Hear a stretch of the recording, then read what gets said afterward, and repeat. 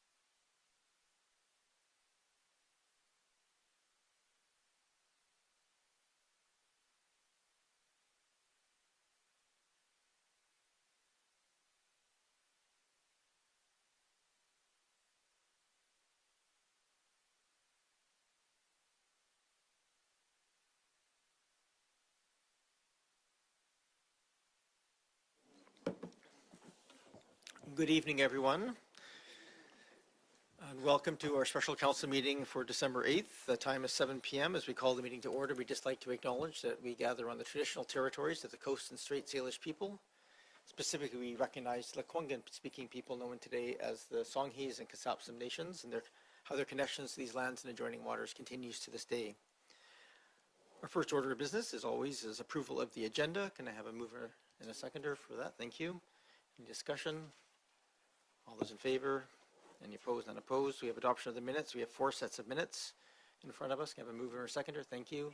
Any corrections, changes, or amendments to those minutes? Seeing none, I'll call the question. All those in favor? Any opposed? None opposed. And then we have receipt of committee minutes. We have 3 sets there. Same mover and seconder for the receipt. We don't usually debate since we're just receiving them. All those in favor?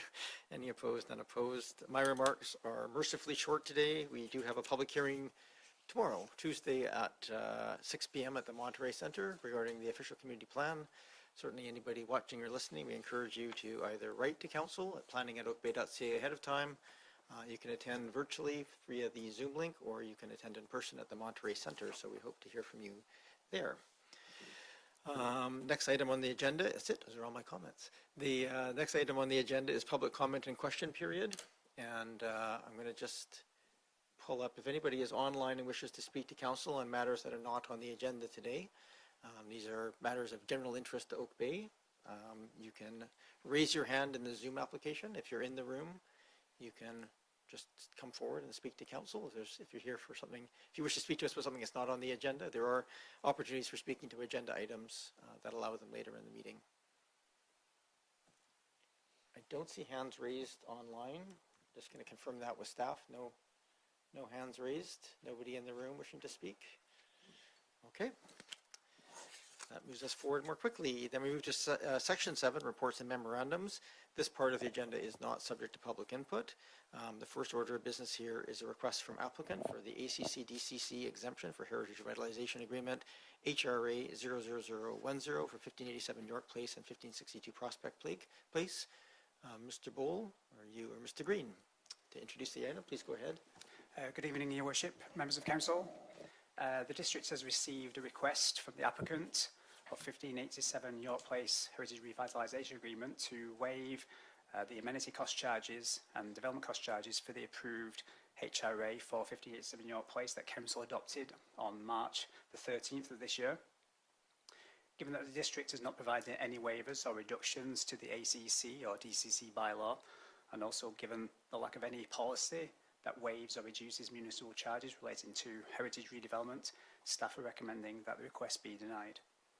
However, Section 610 of the Local Government Act does expressly provide the authority for an HRA to vary or supplement an ACC or DCC bylaw, or both, and so should council choose to vary the charges, staff would request that the applicant make a formal HRA amendment application, and staff would then bring an amendment bylaw to the HRA for council's consideration of readings.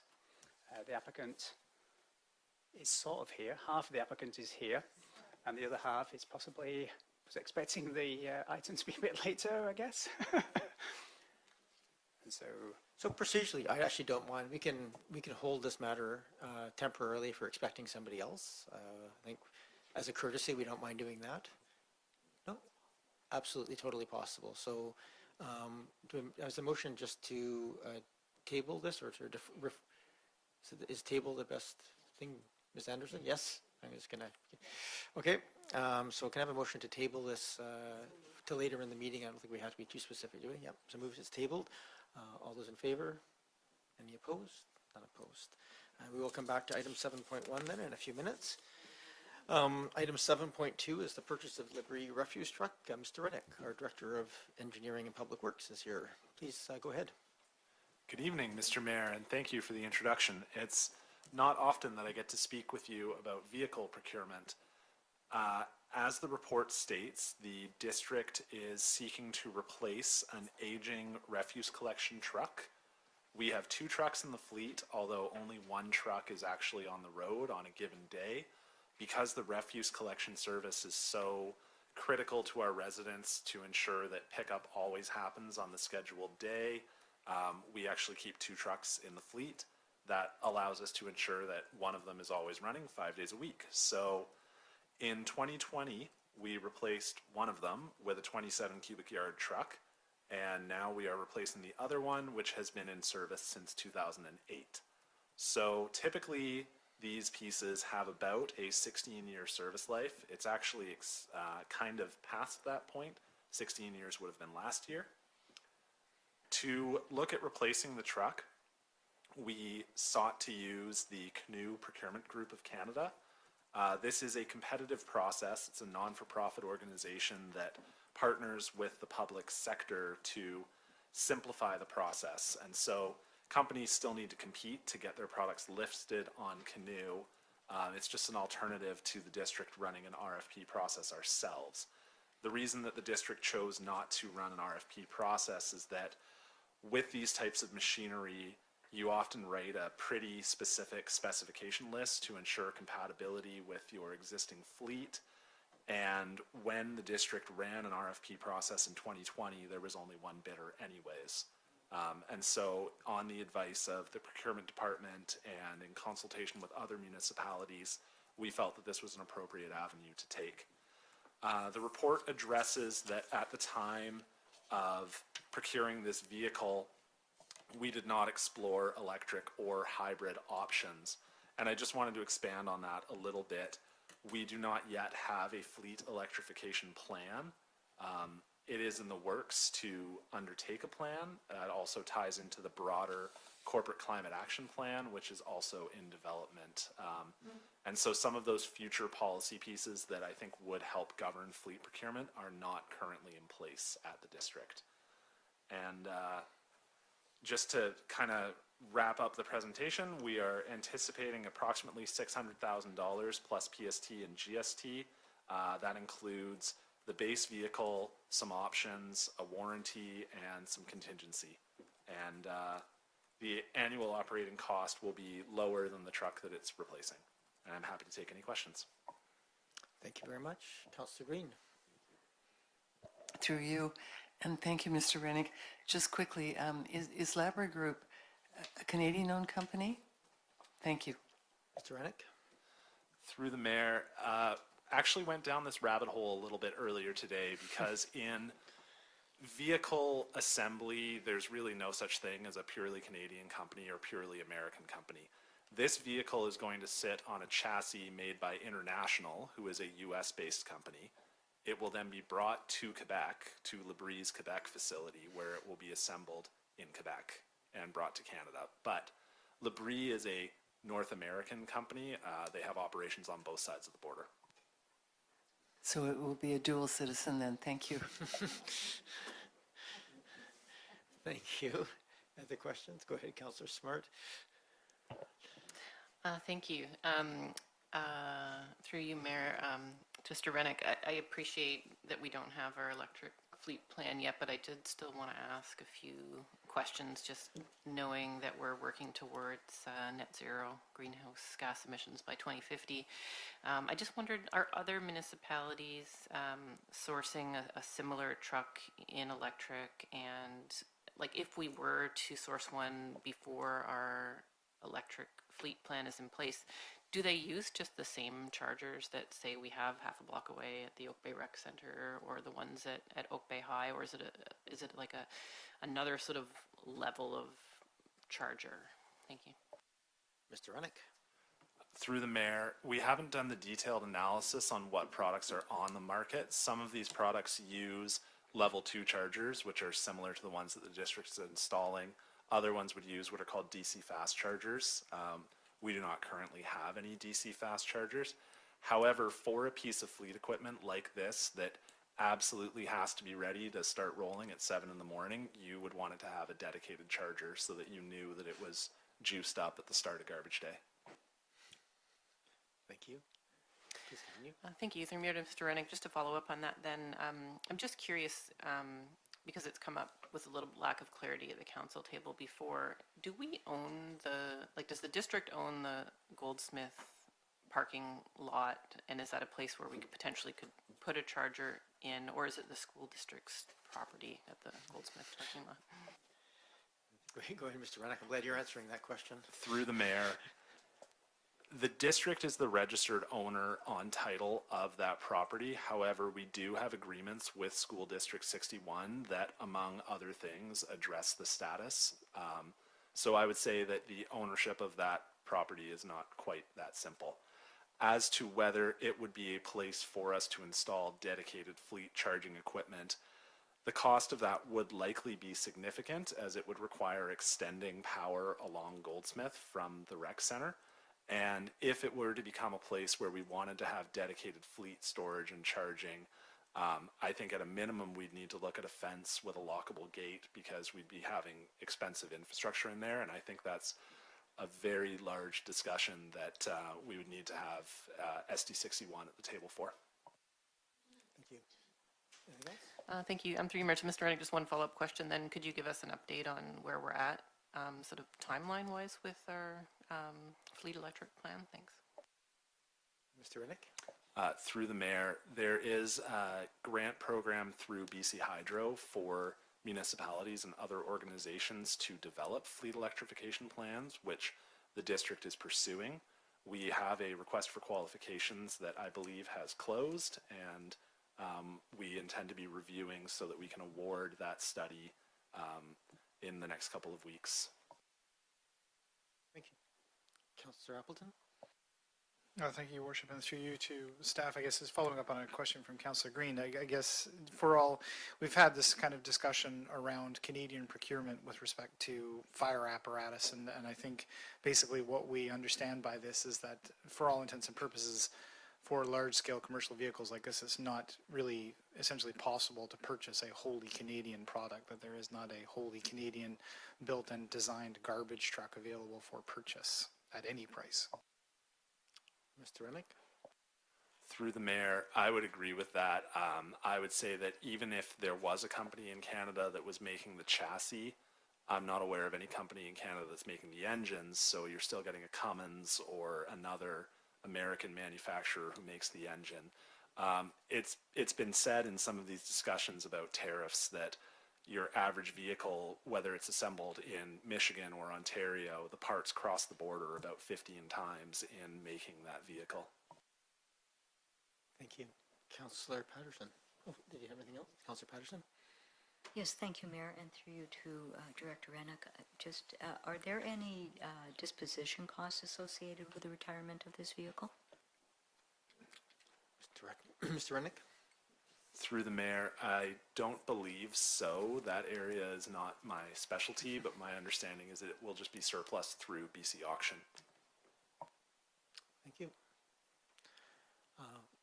Seeing no other questions, I just have one question to you, Mr. Rennick, and that is just, it's hard not to notice around town there are some jurisdictions that are putting in the robotic arm pickup models.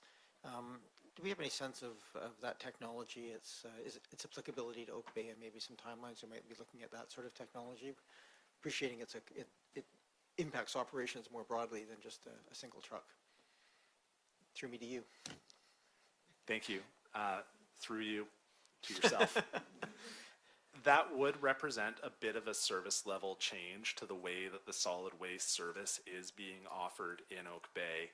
Right now, Oak Bay residents who have disabilities can provide a doctor's note so that our staff go onto their property and wheel their bins out for them.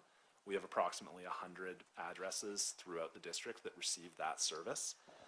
Another concern that I have with the automatic tipper arm vehicles is that the bins all need to be placed in the right spot, pointing the right way, and I think about a narrow road like Hampshire, for example, where there's not a lot of sidewalk, there's not a lot of room to park cars.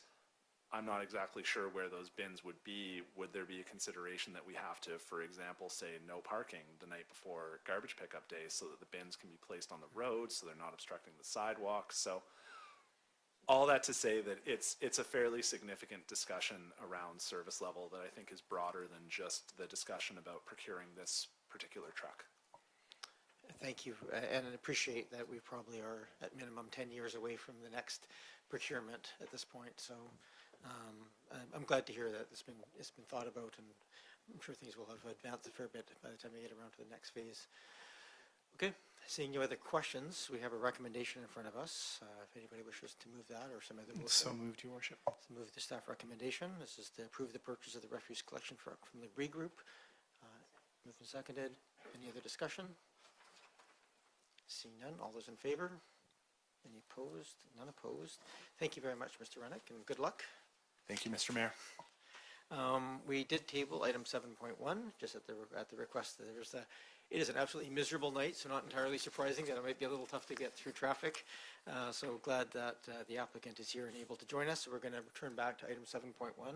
Do I need a motion to lift this from the table? Yes, can I get a motion to lift? Moved and seconded. All those in favor?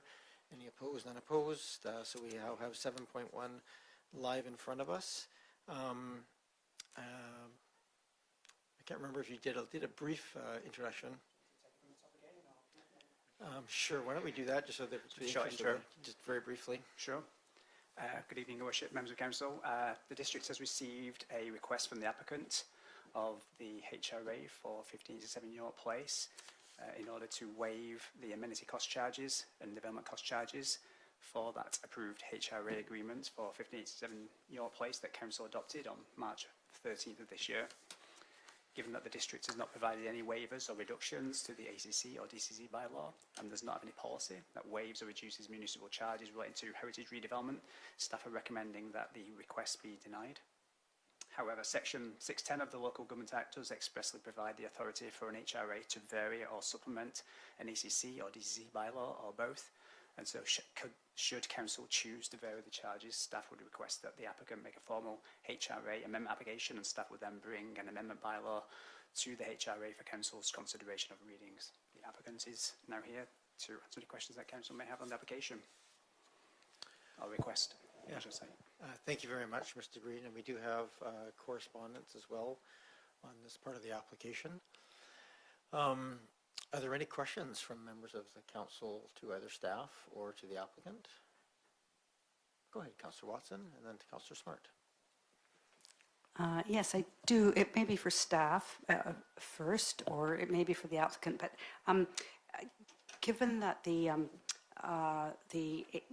development cost charge bylaw was under development at this time, and the applicant did actually negotiate as part of the HRA for the Beach Drive property an exemption, was this something that was kind of ever discussed or missed in discussion? I'm just trying to, it seems like it's an oversight somehow or another, given that in a very similar context we had granted this relief, and I'm just wondering if it was ever discussed at all with the applicant, the exemption from the charges. Thank you. Mr. Green? Yeah, through your worship to Councillor Watson. The request, obviously this application was adopted, was the first of the two HRA applications to be adopted by council. So this was adopted on March the 13th. And then 1558 Beach Drive was later in the summer.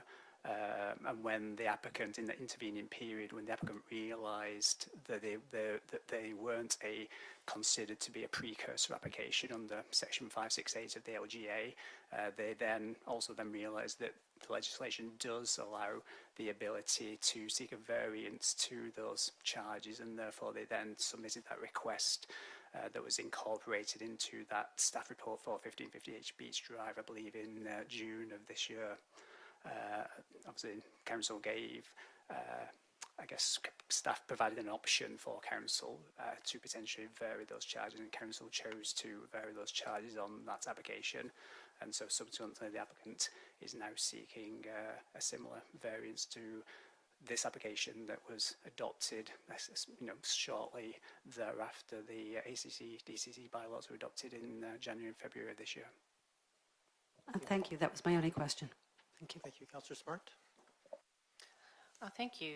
Through your mayor to staff, my question was simply, if this project in front of us was a standard rezoning, would it have qualified for the in-stream protection that ends after 1 year? When does that 1 year deadline end?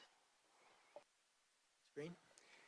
Yes, so under Section 568 of the LGA, the only precursor applications are a development permit, a rezoning, or a building permit that were in stream prior to the adoption of those ACC and DCC bylaws. Subsequent to the adoption of those bylaws, an applicant then has 12 months to essentially obtain a building permit to ensure that they don't pay those fees. But yeah, we are well aware, as our understanding, that a HRA acts like a rezoning, but as you will note from a staff report, when we brought forward those HRAs, we specifically stated that they were not a rezoning application. They were essentially varying zoning regulations, but were not a rezoning application, therefore, are not considered to be a precursor application. Thank you. Through Mayor to Mr. Green. So just to clarify then, 12 months from what date, and then has, when you say obtain a building permit, where are we at with that timeline? Thank you. Mr. Green? Through your worship to Councillor Smart, the ACC bylaw was adopted on January the 13th of 2025, and the DCC bylaw was... so in terms of this application, they're obviously actively pursuing the subdivision application following adoption of the HRA agreement in March. We then issued what's called a preliminary layout consideration letter, essentially the subdivision in principle approval in August of this year. And then I believe the applicant is essentially finalising the subdivision plans as we speak and hope to do so very shortly. And therefore they would then need to obtain their building permit if it had been considered a precursor application. Anything else? Thank you. Through you, Mayor, just one more clarification. Obtain a building permit means apply for a building permit or successfully receive the permit?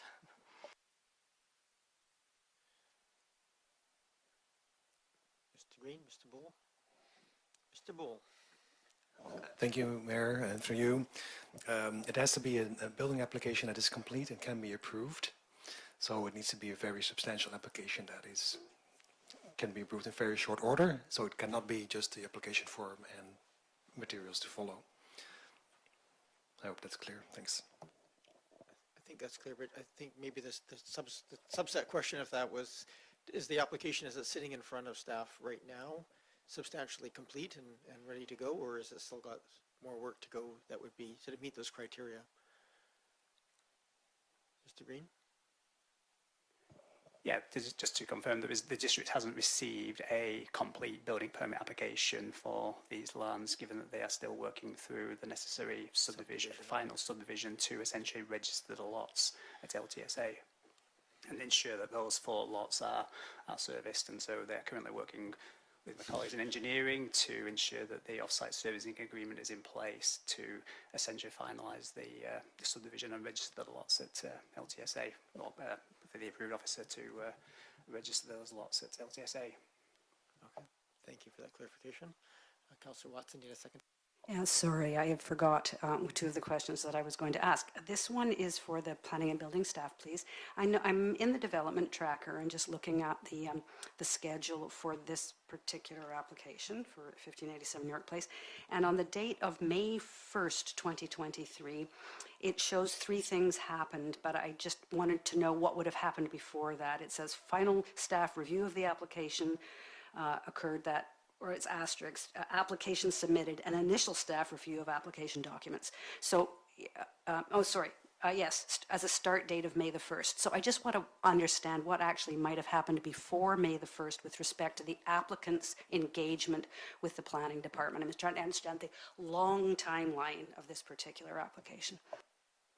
Mr. Green? Oh, that is, yeah, thank you for the question.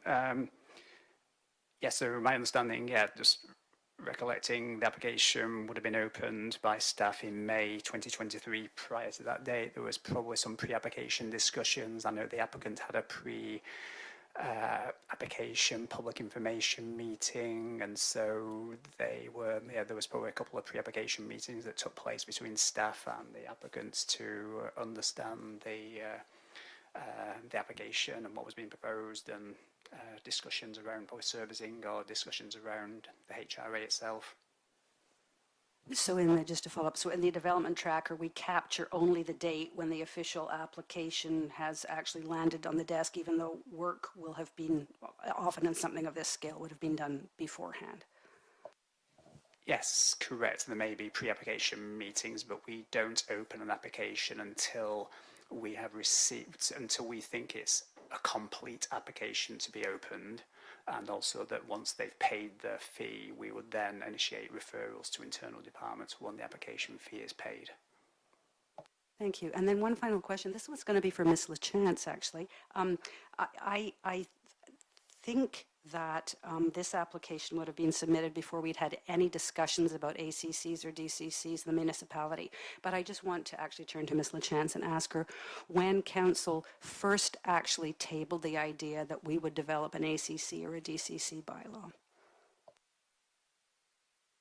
I think these are totally cruel questions, given I can't remember what I had for breakfast this morning, so missed the chance. Well, through you, Chair, my answer is pretty straightforward and probably not enough, but it does precede my joining the district. But the Council Priority Project to develop both the DCC and ACC programs was a 2024 item ending in 2025 with the approvals of the bylaws, those dates cited earlier. Thank you. That's great. That's all my questions. Okay, thank you. Are there any other questions for staff or to the applicant? I'm going to invite the applicant forward. I have one question, which is really just related to, I think the letter lays out the case for this, but I'm just to get an understanding. I know there's some option where some additional work that was done at the 1558 beach, looking at the sort of cost analysis and so forth of this and justification. I'm just trying to, would be curious to hear from the applicant, maybe just very briefly, if not a complete waiver, if there's a process or a secondary fallback that the applicant would find amenable. And if we just get your name and municipality of residence for the record. Thank you, Your Worship. Members of Council, my name is Mike Miller, 1562 Prospect Place. Oh, do I answer the question, or do I try? I've got it kind of summarized in a really brief presentation. What do you prefer, Mr. Mayor? If it's brief, you're welcome Okay, to give some I think it answers all the prepared questions, comments. hopefully. Yeah. Okay. Good evening, Your Worship, members of Council. As many of you recall, I'm the applicant for the Heritage Revitalization at 1587 York Place, also known as Annandale. We originally made the application for this Heritage Revitalization back in April 2023, a little over two and a half years ago. Further to the earlier question, we started the process in informal engagement with staff as well as the community in mid to late 2022. Through much community consultation, work with staff, and 4 trips to council, we were able to work collaboratively to refine a proposal that is keeping with the Prospect Heritage Conservation Area, as well as meeting the objectives of the official community plan. We were successful in receiving council support on March 13th, 2025. Since that time, we've been working diligently on construction activity and preparation for this rehabilitation to bring this old gem back to life. Throughout the process, there's an announcement made in Oak Bay that they would be updating their DCCs and ACC policy. However, at the informal conversations with staff, we felt comfortable that we would be grandfathered as we made our application many years earlier and would be exempt. However, in a similar application, which you may be familiar with, 1558 Beach, we noticed a glitch in the policy in the legislation, and that was through there was a couple of earlier conversations with staff, but then subsequent we learned as we were headed for the public hearing, literally the last hour, heading into the public hearing for Annandale, and in discussions with staff, we decided we would table this item as it would just become ever more confusing and get ahead of it for 1558 as Mr. Green alluded. With that application, we recently were able to get a variance on the ACC-DCC policy based on our historic application date and the community amenity benefit at the time of this application. This application is very similar, and we were unaware of this information until heading near to the public hearing, and we were before you this evening requesting your consideration in a variance for the ACC-DCC policy as described. We've been working closely with staff over the past few weeks on this policy amendment consideration. On Wednesday this past week, we received a phone call from staff that unfortunately they were unable to support this particular request due to policy regulations. Again, very similar to that situation of 1558 Beach. As many of you know, this is a tough market with no real end in sight, as well as much trials and tribulations around tariffs and cost increases have made projects like this even more challenging. Heritage revitalizations are not to be taken lightly. Again, this was never budgeted in our original application just almost 3 years ago and did not realize this until near the public hearing. However, we remain committed to seeing this project through as we continue to work with contractors on value engineering and bringing this project as a whole. As many of you may be aware, the building is now on blocks and we're progressing in an effort to move this forward.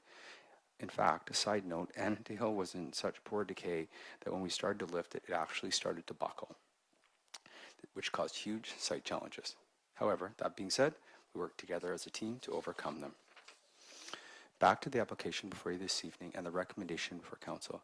We hope you can consider this relaxation due to its merits of the community benefit, the below market rental housing units, and the understanding in which the application date was made and the potential grandfathering that would have been considered if we would have chose to do a rezoning or development variance permit, which information was not known at that time.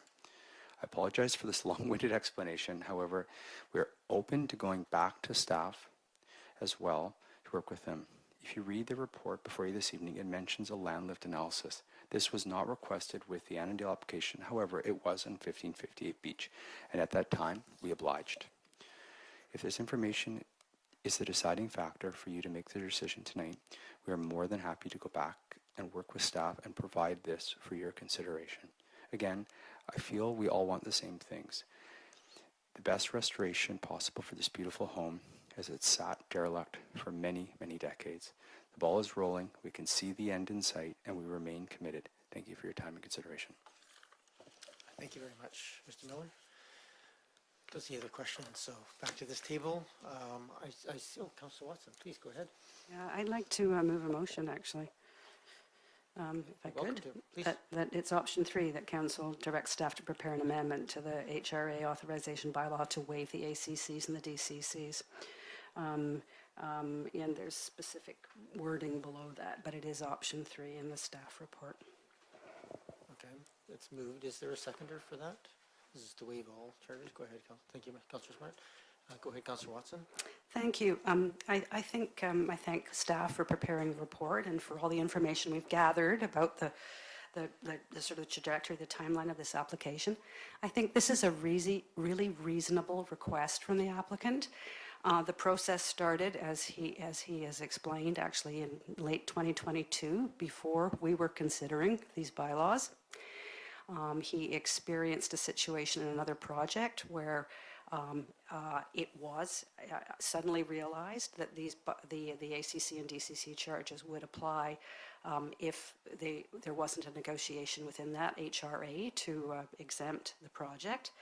And I think this is very similar, except that it's taken even longer to bring this forward. I think the applicant has gone forward in really good faith over a long time with 4 iterations of his proposal and all the expense that entails in order to get to bring us sort of to ready for council and ready for public hearing project.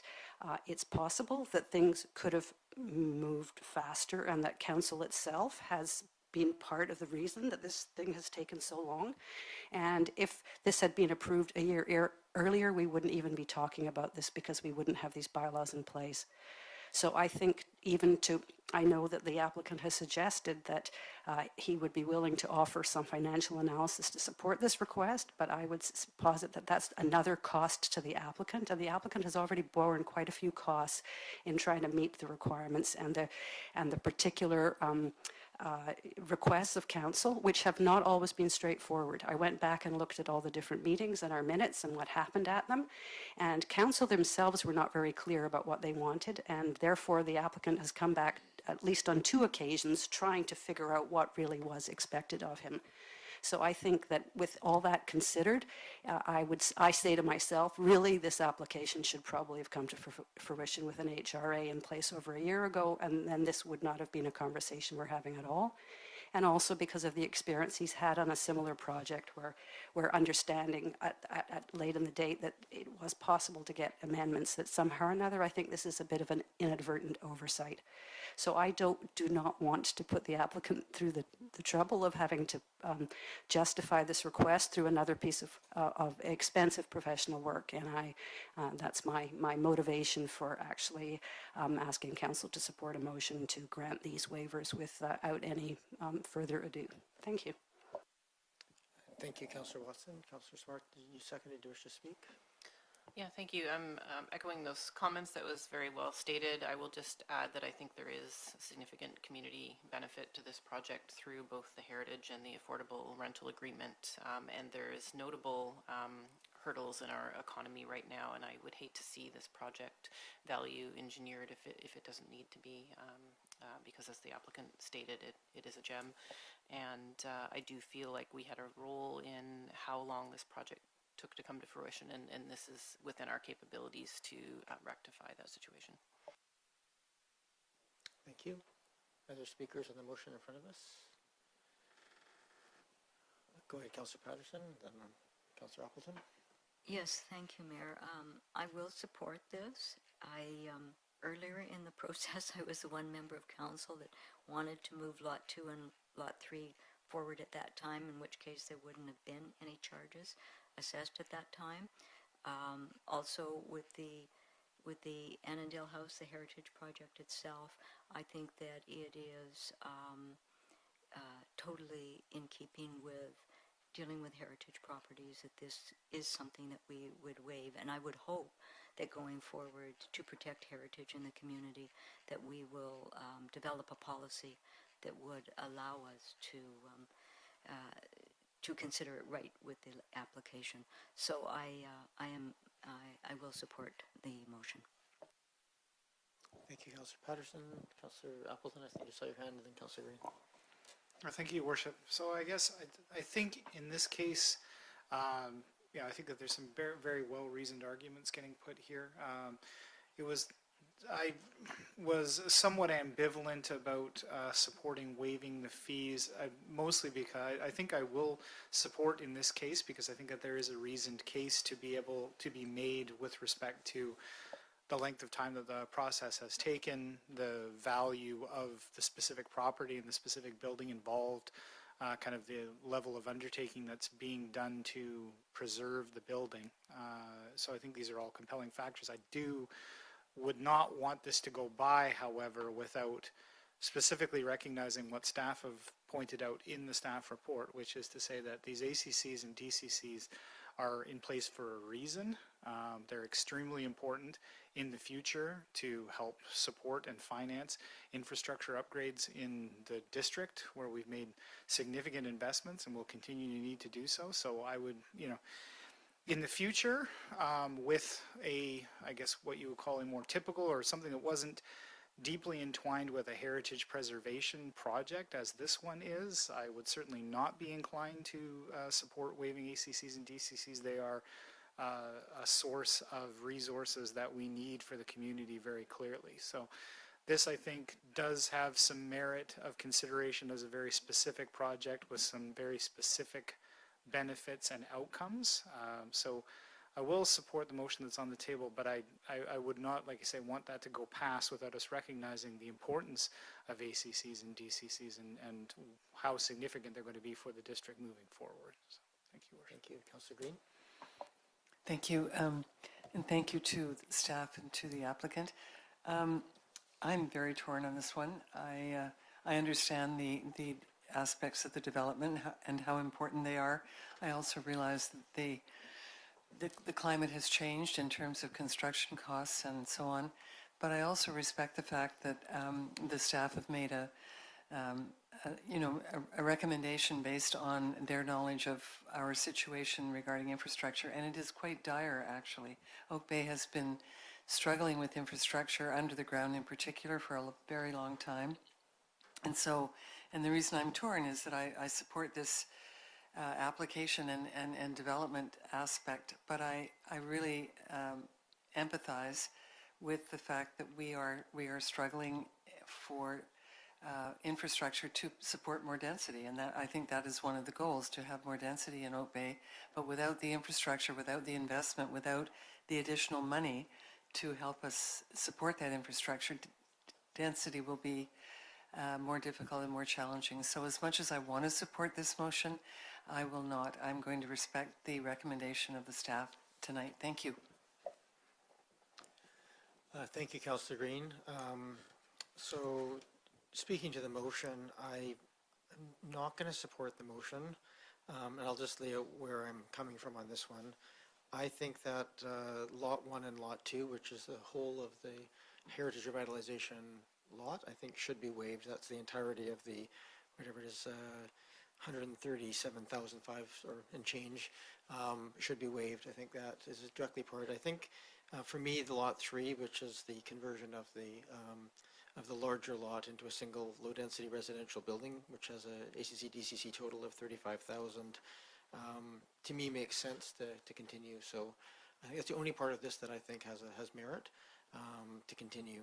So I support, you know, all the statements that have been made around the table about the why, not to add them, but I feel more comfortable personally continuing with the ACC DCCs just on the lot 3. Recognizing that sounds like it's a minority viewpoint at this point. So just want to lay out my rationalization for not supporting the motion that's on the table. Any other discussion before I call the question? I'm not seeing any, so I'll call the question. All those in favor? And those opposed? I have Councillor Green and myself opposed. That carries. Congratulations and good luck with the rest of the project. Moving on to item 7.2. Oh, we've already done 7.2. 7.3. Parking Enforcement Services Award of Contract. Mr. Bowl. Have a good night.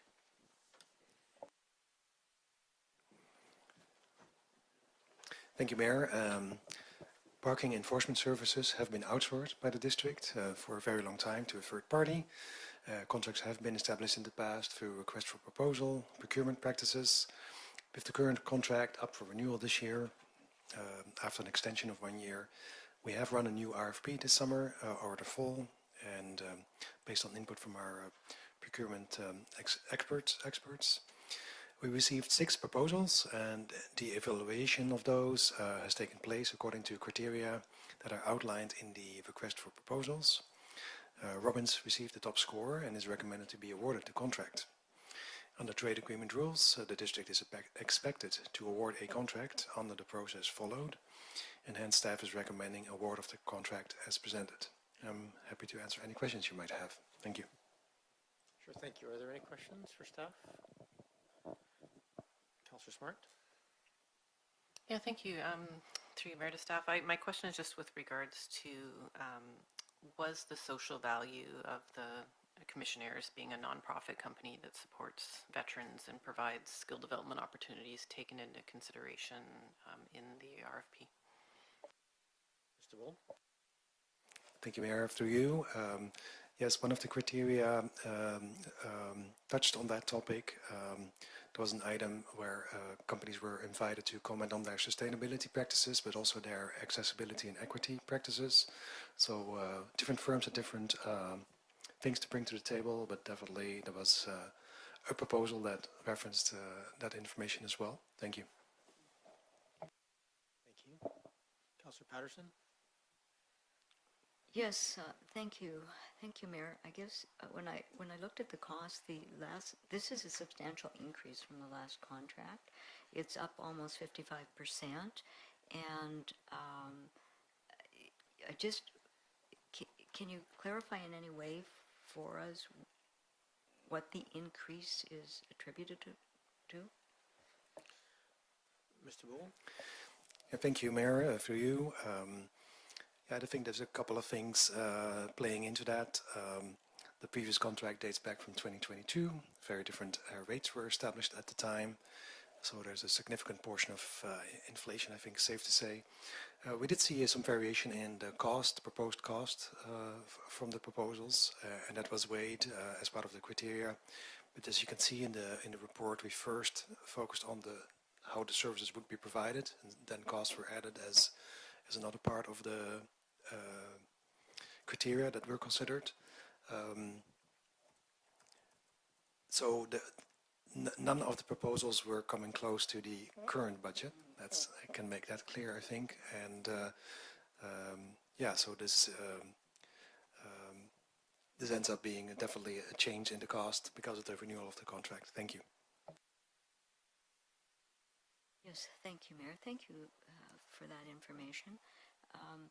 I also, when I was looking back, so I looked at it, and if there were 1,952 tickets and warnings issued, that works out to about $47 per occurrence. And so with the increase in the cost being so high, does that, will that impact our rate for ticketing? Mr. Bull?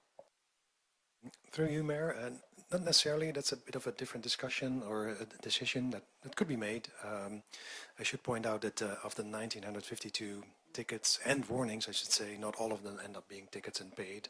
But there is, I don't think we mentioned it in the report, but there's revenue, of course, coming from tickets. It's somewhere in the 20,000. And I don't know in the past if that was calibrated in any way to relate to each other, but there's an opportunity there. However, the goal of tickets is not necessarily cost recovery. Our enforcement philosophy relies very much on education first, and ticket only if it's needed to make a point. So it's not really like many other services meant to be necessarily cost recovery mechanism. Thanks. Canadian Councillor Patterson. Yes, thank you, Mayor, and that's useful to know. So then I guess coming back to the revenue that we make from it, if it is not relational to the cost of the contract, is it done on a comparison basis with other ticketing programs, say in Saanich or Esquimalt or something like that? Mr. Bull. Yeah, thank you, Mayor.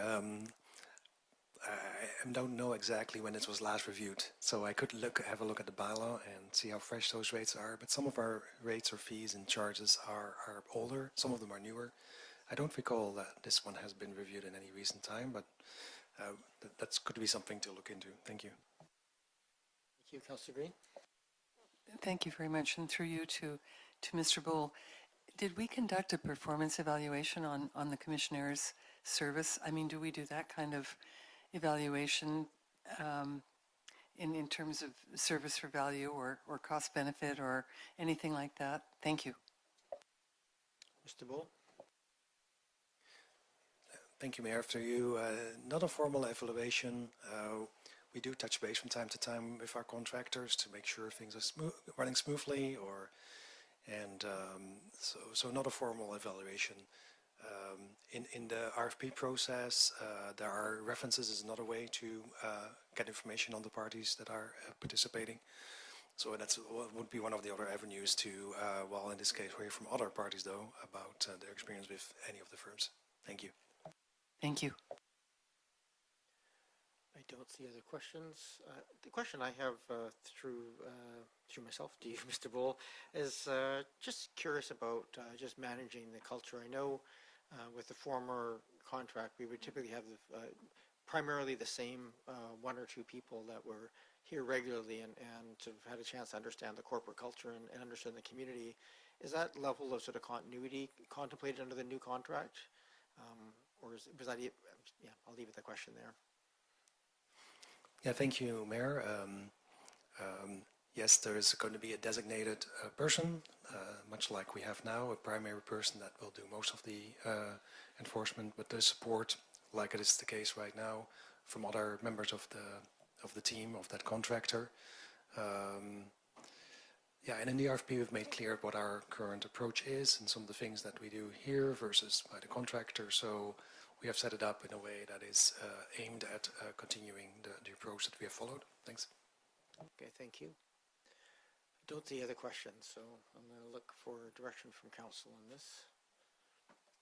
Your Worship, I will move option 1 in the staff report, which is the staff recommendation. Thank you. This is to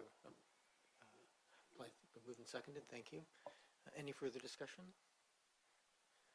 I'll just take a moment, given that we are changing service providers and the commissioners are very visible and very well respected. I would like to take this moment. I appreciate we do have to follow a contract approval process.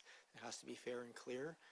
But if you don't mind passing on to the commissioners our appreciation for many years of good work in the community.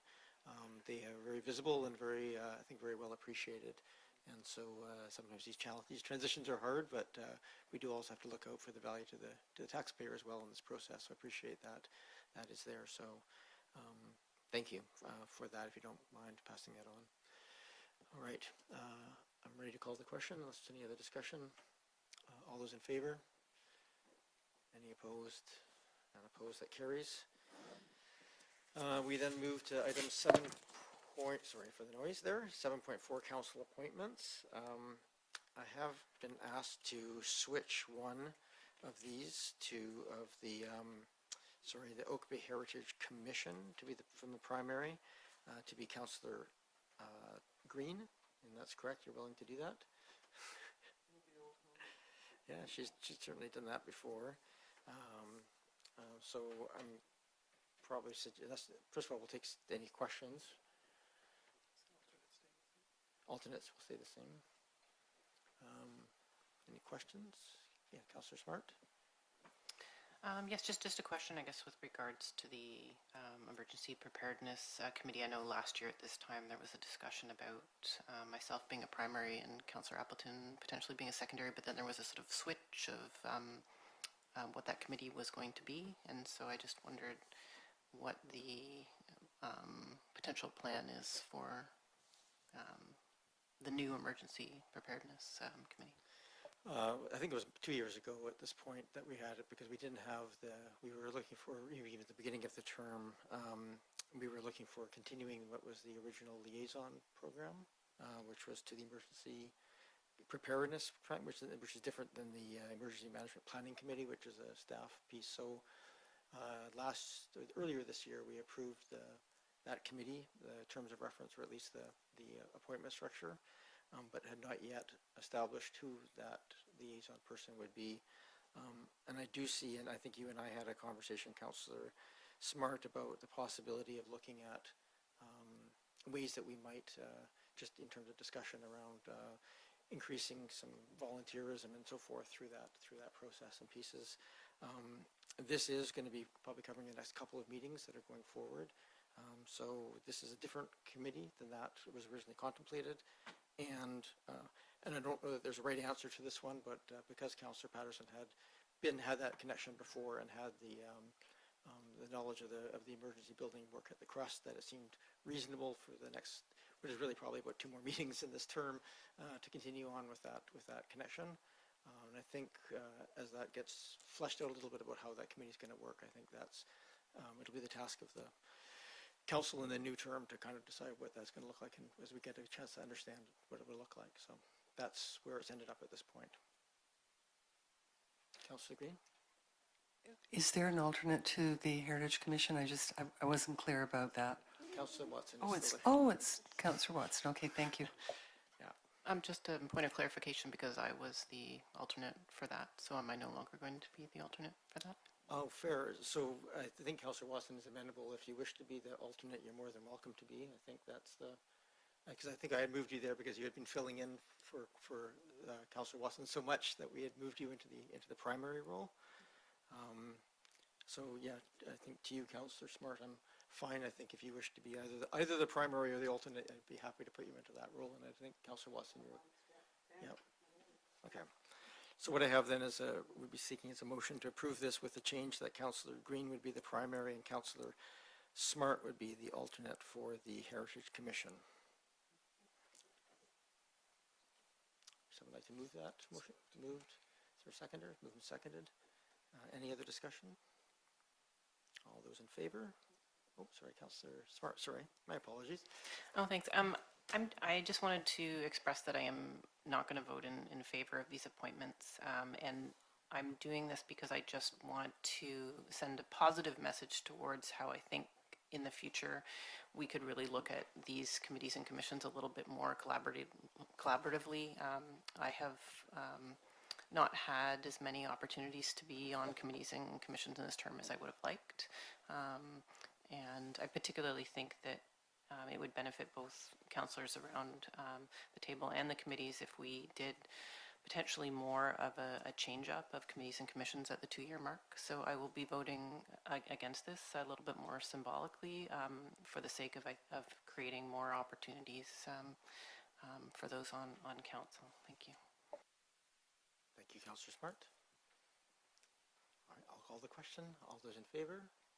And opposed? Councillor Smart opposed. That carries. Thank you. We move to item 8, Section 8, Bylaws and Permits. Again, not subject to public input. We have in front of us a zoning bylaw amendment for 1606 Wilmot Place. Mr. Green? Can I recuse myself, please? Oh, you may. Yeah, I have a perceived conflict of interest due to a friendship with the owner. Thank you. Okay, thank you. We'll just give you a second to leave the room. Go ahead, Councillor Green. Councillor Green. Mr. Green. Too many greens in the room. No relation. No relation. Thank you, Your Worship. The district has received a zoning bylaw amendment application for the property located at 1606 Wilmot Place. The amendment is a site-specific zoning amendment to the residential R4, R5 zone to increase the floor area ratio from 0.4 to 0.65, as well as encompassing a host of other site-specific non-conformities. The purpose of the application is to facilitate the development of a secondary suite within an existing legal non-conforming single-family dwelling. The existing house, built in 1911, is non-conforming with respect to floor area ratio, lot coverage, lot frontage, lot width, setbacks, building height and impermeable surface coverage. The application was reviewed by the Advisory Planning Commission on November 19th, and the Commission recommended approval of the application. Staff are recommending that the zoning amendment application be approved and the bylaw adopted. The applicant is also here to answer any clarifying questions that Council may have on the application. Great, thank you. This is Hanson, is that right? Thank you. Great. Are there any questions for the applicant or the staff? Go ahead, Councillor Watson. Yes, I just have one. Thanks for all the work, and it's a really clear presentation, and it looks like a great project. But I do have one question about the profile of the house once from the street once it's raised. And I wanted to know, I couldn't quite make it out on the drawings, perhaps because I'm working on my little iPad and it's hard to get in that fine. But I'm trying to figure out what the height of the main floor from grade will be at the front of the house after the home has been lifted.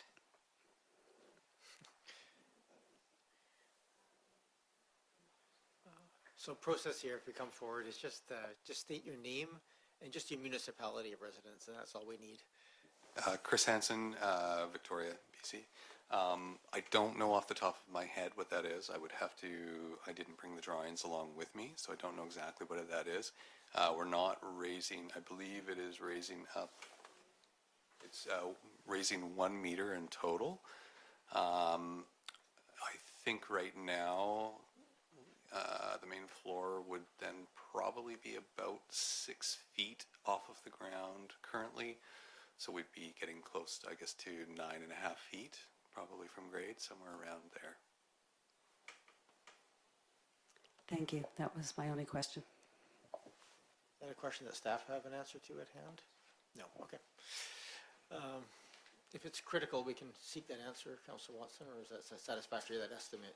Well, I would actually like to know, because I would comment on that. If it's as much as 9 feet above grade on the main floor, I would actually have some commentary. If it was less than that, I might not. Okay.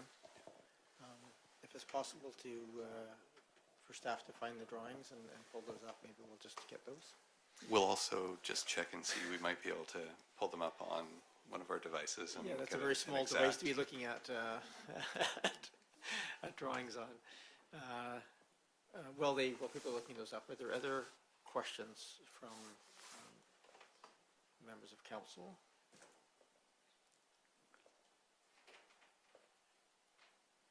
Okay. By the way, that's usually a good sign. Okay, so we'll just be a second. Hopefully we can get that answer for you. Yeah, that's right.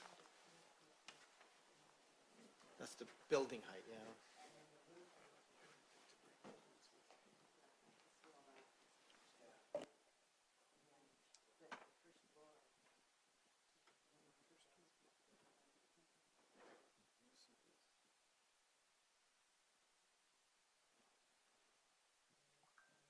Oh, it says here 6'10", 2.1 meters from the ground to the first floor on the drawings. I see it in the side elevation drawing. Looking at the north elevation drawing.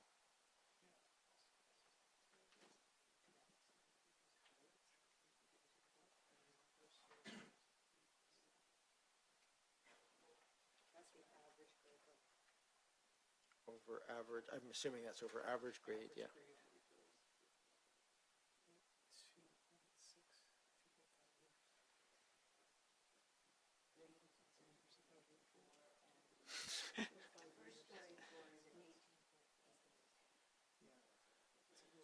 Could you say that again, Councillor Patterson, just since can you put your microphone on? Councillor Patterson, can you put your microphone on? Average grade, it says, is at 17.24, and the first story floor is at 18.88. So 1.64 meters.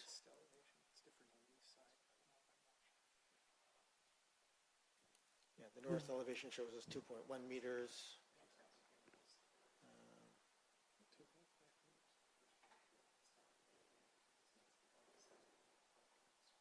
Yeah, to be clear, I'm interested on the reading from the front of the house, the street-facing view.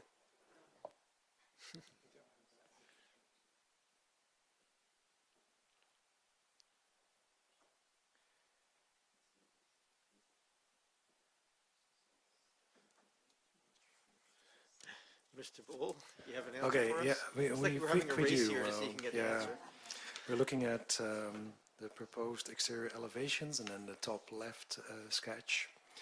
We looked at the measurements that are referenced there in tiny little font, but it shows that the grade on that location is 17.2 meter, which is above sea level. And then the first floor level is shown as 19.87 meters. So the difference is about, sorry? Oh, okay. So my colleagues say that that translates to 8 feet and 6 inches. And I was looking for the metric number. Is it 2.7 or 1.7?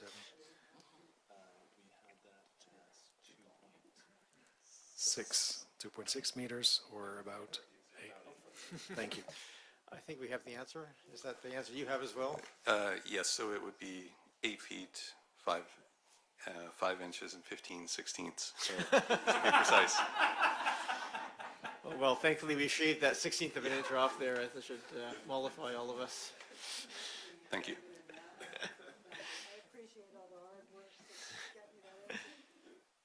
Thank you very much. Any other, had no other questions for members of council to either the applicant or to staff? I might seek some direction from. Your worship, I would move that zoning, so we need first and second reading here, so zoning bylaw number 3531, 1986, amendment bylaw number 4943, 2025 be read a first and second time.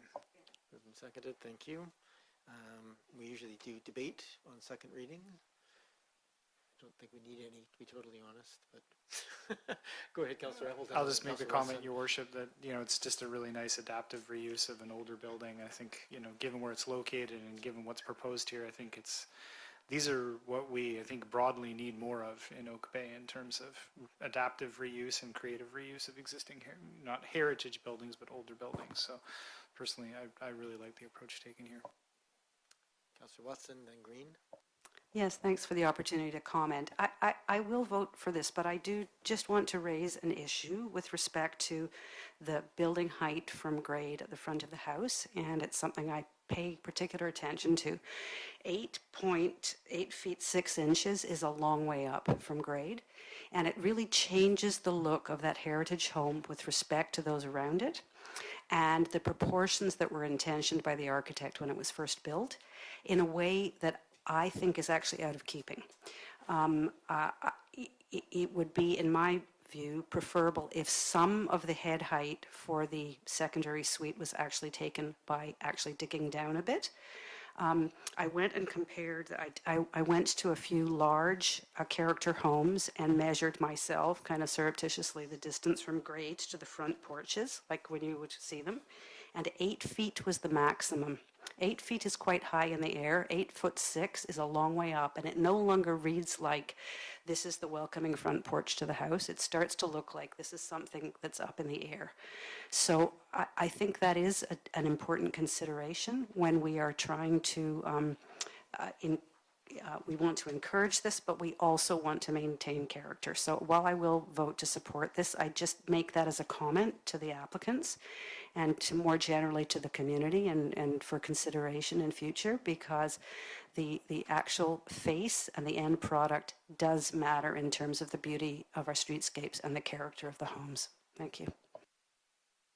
Thank you, Councillor Watson. Councillor Green. Thank you very much. I think it's a great project, and again, it's it's saving an older home. That street is I mean, it's contextual, so it maintains the theme on that street, and I commend you for doing a project like this. Thank you. Any other discussion? Go ahead, Councillor Patterson. Yes, thank you, Mayor. And appreciating what Councillor Watson said, I did think about that. And I walked down the street. It is quite an unusual street. There's been quite a few changes on the street over the years. It seems like there's a continuous construction project of one or another going on the street. The one thing that the APC did recognize about this, that yes, it is a considerable variation from ground level for the front porch of this, but it certainly does afford a good quality lower level in the building, and perhaps even might be more advantageous for people that are mobility challenged than the porch, but that may roll out in time. But I do know also in journeying down the street how much support there was from the neighborhood in having the occupants remain and the family continue in the home. So it's been very well received in the community, so therefore support it too. Sounds good. I'll just add my appreciation to the application. I think I actually do recognize Councillor Watson's comments. I think we've seen a few of these sometimes where they do a little sort of a landing area halfway up the stairs to kind of give it a bit of a contextual break in looking at planters and so forth there. So those things can be done and probably wouldn't even change the application, but I'm not going to certainly say anything beyond that. I think what's been done here to facilitate the continued use of that very beautiful house is really appreciated. So I'll leave my comments there. All those in favor? Any opposed? Not opposed? Your Worship, I would move that zoning bylaw number 3531, 1986, amendment bylaw number 4943, 2025 be read a third time. Moved and seconded. Thank you. We should debate on third reading. All those in favor? Any opposed? None opposed. And this is for one of the first times we've been able to do this, because usually we've had to wait and come back for a third reading, or sorry, for adoption, but we are now able to do it in one sitting. So please continue. Your Worship, I would move that zoning bylaw number 3531, 1986, and amendment bylaw number 4943, 2025 be adopted. Moved and seconded. Thank you. All those in favor? Any opposed? Not opposed? Thank you. We can get someone to grab Councillor Smart. I hope this is a bit of a Christmas present for the owners, and I wish you all the luck with the project. All right, take care. We move now from 8.1 to 8.2, refuse collection and disposal bylaw. We've done first, second, and third reading of these bylaws previously, so we are here for adoption. I need them read aloud, if someone would do so. Your Worship, I would move that refuse collection and disposal bylaw number 4371, 2007, amendment bylaw number 4939, 2025 be adopted. Moved and seconded. All those in favor? Any opposed? None opposed? And then 8.3, water rate bylaw. Your Worship, I would move that water rate bylaw number 3370, 1981, amendment bylaw number 4941, 2025 be adopted. Moved and seconded. Thank you. All those in favor? Any opposed? None opposed? And 8.4, sewer user charge bylaw. Your Worship, I would move that sewer user charge bylaw number 4392, 2008, amendment bylaw number 4940, 2025 be adopted. Moved and seconded. All those in favor? Any opposed? None opposed. That brings us to the last item on the agenda, which is 9.1. I notice a motion from Councillor Watson. Councillor, would you read your resolution into the record, please?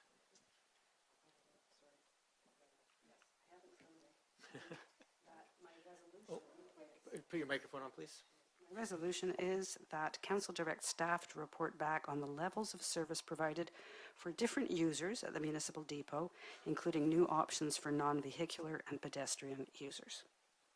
Before I seek a seconder, I think just want to make sure staff have no issues with the particular phrasing or anything else of this is clear and in keeping. Okay, perfect. Thank you. Is there a seconder? Moved and seconded. Thank you. Councillor Watson, over to you. You've provided some whereas clauses and motivation, but you're welcome to just say a few words if you wish to. Yeah, basically it's just, it's a nice timing for this. It's right on the heels of our adoption of that bylaw, which actually does set the rates. And I was just struck when it came before us for first and second reading that we do have this discrepancy between the service we actually offer those that have vehicular access to the yard and those who do not. And it's partly an inequity that relates to people who pay the same fees for the service, but also anybody in Oak Bay actually is supposed to have access, is actually allowed. That service of using the depot is generally available to anybody in Oak Bay, whether they're paying the solid waste bylaw charges or not. However, we actually don't we don't allow pedestrians or non-vehicular users into the yard right now, maybe for some very good reasons, but it does create an inequity which stands out to me a little bit right now, particularly when we are trying to make our community more accessible in every way, and also when we're trying to, through our policies and practices, encourage active transportation use and reduce car dependency. So I thought in support of really thinking about how we do serve the broader community with this much valued service. I recall that it would be about a year ago now, we still had Ed Robertson with us, and we were looking at how the yard could be restructured to make it work better for municipal staff. And there was a notion tabled at that point that we might actually reduce the service of using the depot to the residents, and that was an absolute non-starter at this council table. So we know that this is a valued service for our residents, but not everybody has access to the service as easily as they should. I understand you could probably ask somebody to drive you there and do it, but I think that it behooves us to allow independent access for people who do not have vehicles. And so that's why I brought the motion forward, and I just ask your indulgence in considering it. Thank you. Thank you. And while you were motivating on the rationale for perhaps changing it, I do appreciate the ask here is really a report back to give us some of that information in front of us. So Yes, even yes. simpler ask. than It's we not really a request to change the service, just to think about what we might do differently. get the data Yeah, that we can yes. consider. And of course, this was all vetted through staff before it came thank before you. Thanks. Any other comments on the motion? Councillor Green? I don't disagree with the spirit of the motion, but I think there are some fundamentally challenging operational issues here. When you start mixing vehicular traffic with cycling, with pedestrians, that will be a new cycle pathway as well along Elgin.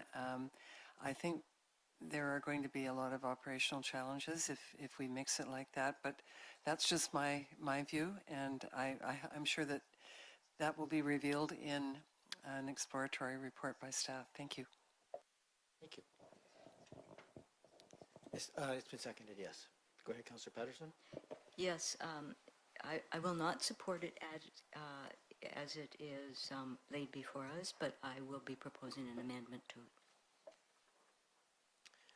If you're going to make an amendment, you have to do it now. You have the floor. So then what I would do is after pedestrian users, I would include the wording and associated risks or contingent liabilities to the districts for the new options. Sure. Before I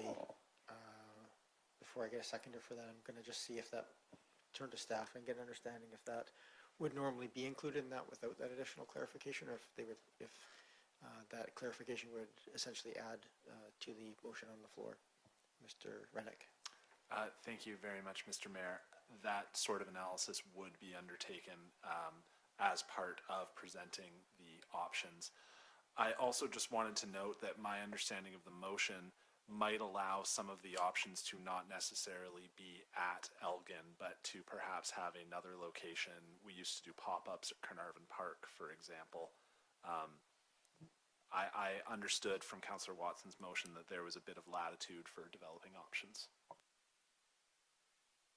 Hearing that the rest of the things are going to be included, are you satisfied with that, or would you like to seek a seconder for your motion, your amendment? Yeah, I would seek a seconder for it, and the reason that I put it forward is because of all of the discussions that took place at the Municipal Insurance Association meetings that were held at UBCM relevant to exactly this, to recycling centers. Okay, can I just get you to read the motion, amendment motion again then, and we'll see if there's a second. Yes, so right at the end, after pedestrian users, I would add the words, "and associated risks or contingent liabilities to the district for the new options."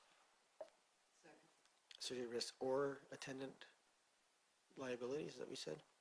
And associated risks or contingent liabilities to the district for the new options. Okay, thank you. Moved and seconded. Go ahead, Councillor Patterson. I do recognize that the staff have indicated that this would be included in their report anyway, so this would be essentially a clarifying language in the Yeah, and I think it is very important to do this because certainly at the Municipal Insurance Association meetings, there was a lot of discussion around around these type of facilities that we have, and they are in many small communities. Some of the insurance and coverages related to how they're being used and interactions of the user interfaces were affecting some communities' fees for their insurance for that. So I think that we should have a fulsome review of it before we undertake it. I'm supportive of looking at the options, but I think we have to think of the other side of it because particularly if it's at the yard is actually a working maintenance yard at the same time, so it gets more difficult. So, but I just think I wanted to see, I thought that staff would add those to the report, but I just wanted to clarify that they would be added. Thank you. Councillor Green, anything you wish to add as a seconder? If not, I'll go to Councillor Watson she's the original mover of the motion, to see if she has any comments on the amendment. I'm not sure it's necessary, but I'm not going to get in the way of it. Okay, any other discussion on the amendment? Okay, I'm going to call the question on the amendment. This is to add the language that's just been read aloud and associated risks or contingent liabilities to the district. All those in favor? Any opposed? None opposed. We have now an amended motion in front of us. I have nobody else on my speaking. Oh, go ahead, Councillor Smart. Yeah, I just wanted to speak in favor of the motion, and I appreciate it being brought forward because I have talked to several residents over the last few years about this particular issue, and I really appreciate how some of these small moments of having a habit of walking to a recycling station can create moments of community and moments of exercise in a person's day. And I particularly like the flexibility of it, seeing that one of the options that come back might be just to identify hours in which the vehicle traffic is extremely low and just to have particular hours that are available to walk in when there are less risks. So yeah, I appreciate it being brought forward. Thank you. Don't see any other hands. I'll speak briefly to the motion, amended or not. I think it's very supportable. I think it's good for us to look at this. I know it's been we've been forced to change how people access it due to some other external things like insurance and WCB and so forth over the years, and I think it's contingent upon us to make sure that we're weighing those as we look at different levels of service. So I think I appreciate the lack of sort of specific timelines and things like that. I think it's really a good motion that kind of will get us to where we get some information to give some guidance. So thank you. I'm going to call the question. All those in favor? Any opposed? None opposed. That carries. I have nobody's given me a notice of motion for tonight, so I'm going to look for a motion to adjourn. Moved and seconded. All those in favor? Any opposed? None opposed. We're done. Almost the last meeting of the year. We are planning on meeting on. We have a planned meeting on Thursday, and then of course again, reminder to anybody. You can see don't see thousands online watching, but anybody out there, by all means, just a reminder that we have the public hearing tomorrow on the official community plan starting at 6 o'clock at the Monterey Center. You are welcome to attend virtually, and also, of course, more than welcome to submit comments ahead of time by email. Thank you very much, and have a great evening, everyone. Did I call the question on the adjournment? I think I did not. All those in favor of adjournment? Any opposed? None opposed. Thank you.